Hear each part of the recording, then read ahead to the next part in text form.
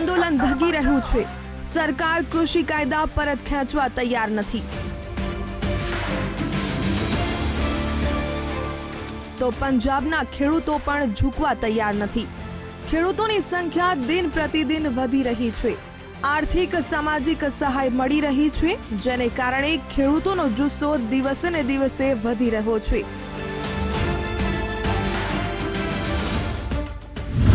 જે પ્રકારે લાખો લોકોનું મેનેજમેન્ટ સિંધુ બોર્ડર પર જોવા મળી રહ્યું છે, તે મોટી મોટી લોજિસ્ટિક મેનેજમેન્ટ કંપનીઓને પણ આશ્ચર્યચકિત કરી દેનારું છે।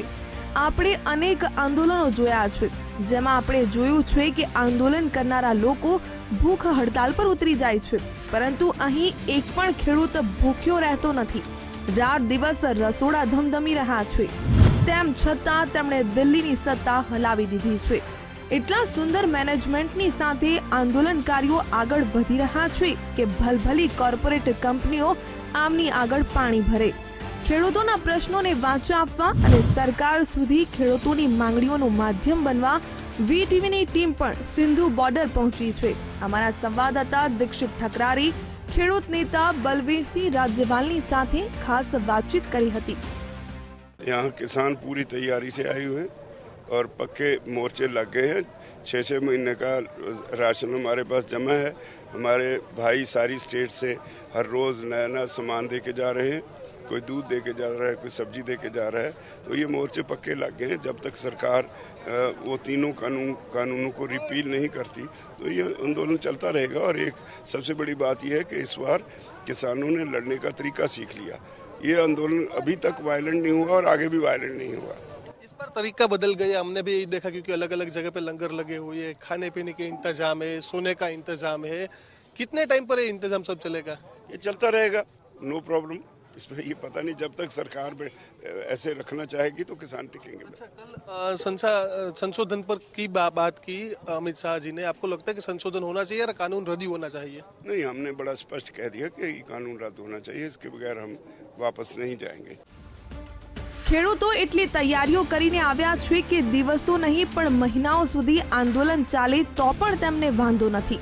ખેડૂતોએ આંદોલન પહેલા માઇક્રો મેનેજમેન્ટ એવું સુવ્યવસ્થિત કર્યું હતું કે તેઓ જાણતા હતા કે આંદોલનમાં હજારોની સંખ્યામાં મહિલાઓ, બાળકો અને પુરુષો આવશે અને આ લોકોને જકડી રાખવા હશે તો તેમની રોજિંદી જરૂરિયાત પૂરી કરવી પડશે।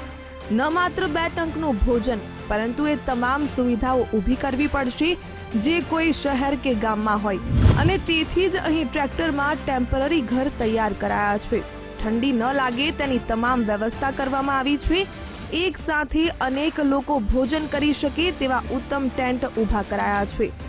તો સ્વચ્છતા, તબીબી સુરક્ષા, મોબાઈલ વોરશિપ વાન અને જો વીજ પુરવઠો ખોરવાઈ જાય તો સોલાર પેનલ્સ પણ તૈયાર રખાઈ છે। સમાચાર પત્રો પણ અહીં મંગાવવામાં આવે છે, જેથી એ જાણી શકાય કે તેમના પ્રદર્શનને કેટલું કવરેજ મળ્યું છે। સિંધુ બોર્ડર પર સુવિધાઓની એક લાંબી સૂચિ છે, જે 20 કિલોમીટરથી વધુ વિસ્તારમાં ફેલાયેલી છે। અને સૌથી મહત્વની વાત તો એ છે કે અહીં જો કોઈ વાહન ખોટકાય તો તેના રિપેરિંગ માટે ગેરેજ પણ બનાવાયું છે। દિલ્હી ખેડૂતોના આંદોલનનો સતત 14મો દિવસ વીટીવી ન્યૂઝની ટીમ સિંઘુ બોર્ડર પર રહીને પળની અપડેટ તમારા સુધી પહોંચાડી છે। ત્યારે જોઈ શકાય છે કે 14મા દિવસ, પરંતુ આંદોલનનો માહોલ, આંદોલનનો મૂડ બદલાઈ ચૂક્યો છે। કારણ કે પહેલા ભૂખ્યા રહીને આંદોલન થતું હતું, પરંતુ હવે જોઈ શકાય છે કે કેવા પ્રકારની તૈયારીઓ, અને ખેડૂતો છે તે પણ પૂરી તૈયારી છે, તે તૈયારી સાથે છે તે અહીં આવ્યા છે। જોઈ શકાય છે દ્રશ્યોમાં કે ખેડૂતો છે તે અત્યારે જમી રહ્યા છે, સાથે પરિવારજનો છે, સમર્થકો પણ છે। તમામ તૈયારી સાથે અત્યારે ખેડૂતો છે તે અહીંયા જોવા જ મળી રહ્યા છે। તૈયારીઓ થઈને અહીં આવી રહી છે। कहाँ से आए हो आप? अंबाला से। सेवा में लग रहे हो? सेवा भी कर ले, बाकी डंडे खाने को भी तैयार बैठे हैं। कद गवर्नमेंट मारा हमारा। इस बार किसान पूरी तैयारी के साथ आए हैं, क्या क्या तैयारी के साथ आए थे आप? हम तो यो सोच का है, जब तक बिल रद्द नहीं होंगे यहीं रहेंगे, जनते कोई नहीं। खाने पीने की सब सुविधा ही? सुविधा हो, लंगर लेगा बादू आ रही पीछे। क्या सुविधा में क्या है खाने पीने? कोई कमियों नहीं, यहाँ घर से ज्यादा सुविधा, 5 स्टार होटल जैसा खाना मिल रहा। बादामों के लंगर चल रहे, इससे ऊपर क्या होगा जहाँ बादामों के लंगर चल रहे हैं। एक गधे ਨੂੰ कुर्सी वा बिठा दिया और दलत्तियां मारदा फिर रहा, किसी की सुनता नहीं, करता नहीं। मूर्ख गधे को कभी भी कुर्सी पर न बैठा। तो आपके सामने है, सब कुछ है, गुरु का लंगर है, खत्म होना नहीं है, सोने वास्ता सब कुछ अपने पास समान है। और अपन को क्या चाहिए, घर से भी अच्छी ज्यादा हो पढ़े, जब तक मानते नहीं तब तक जानते नहीं, मनवा के जाएंगे गवर्नमेंट में। તો આખો દિવસ આંદોલન કર્યું હોય, સૂત્રોચ્ચાર કર્યા હોય તો સ્વાભાવિક છે કે રાત્રે કોઈ આનંદ મળે, મનોરંજન મળે તો આખા દિવસનો થાક ઉતરી જાય। આ માટે પંજાબની બહાદુરીના નાટકો, કથાઓ, લોકવાયકાઓ, ખેડૂતોની ગૌરવ ગાથાઓ પણ મનોરંજન માટે પીરસાય છે।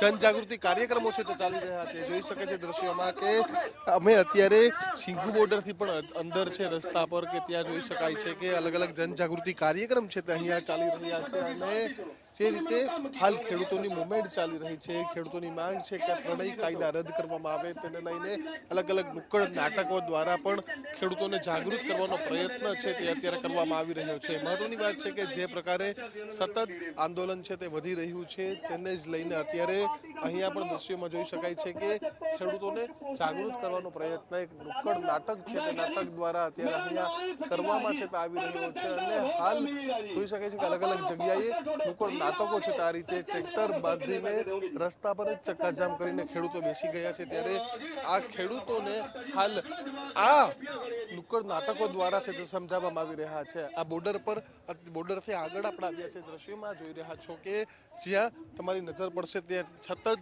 ટ્રેક્ટર છે તે લગાવી દેવામાં છે। ટ્રેક્ટર લઈને જ ખેડૂતો છે તે રસ્તા છે તે બંધ કરી દીધા છે। છેલ્લો 14 દિવસથી 14મો આજે દિવસ છે ત્યારે સતત આંદોલન આગળ વધી રહ્યું છે અને એક જ માંગ ખેડૂતો કરી રહ્યા છે કે આ કાયદા છે તે સરકાર પાછા ખેંચે। તો ન માત્ર મનોરંજનના કાર્યક્રમો પરંતુ ધાર્મિક જ્ઞાન લેવાનું પણ ખેડૂતો ચૂકી રહ્યા નથી। કલાકારો દ્વારા ધાર્મિક જ્ઞાન પણ ખેડૂતોને આપવામાં આવી રહ્યું છે। આ બધું જોતા એવું લાગે છે કે સિંધુ બોર્ડર એ માત્ર બે રાજ્યને જોડતી સરહદ રહી નથી, પરંતુ એક નાનું શહેર બની ગઈ છે જ્યાં તમામ સુવિધાઓ ઊભી કરાઈ છે। બોલિવૂડની એક મૂવી આવી હતી, ઉડતા પંજાબ। આ મૂવીમાં પંજાબને ડ્રગ્સના નશામાં પાયમાલ થતું દર્શાવાયું હતું, પરંતુ હાલ સિંધુ બોર્ડર પર જે દ્રશ્યો જોવા મળી રહ્યા છે તે ઉડતા પંજાબ નહીં પણ ઉડીને આવેલું પંજાબ કહીએ તો ખોટું નથી।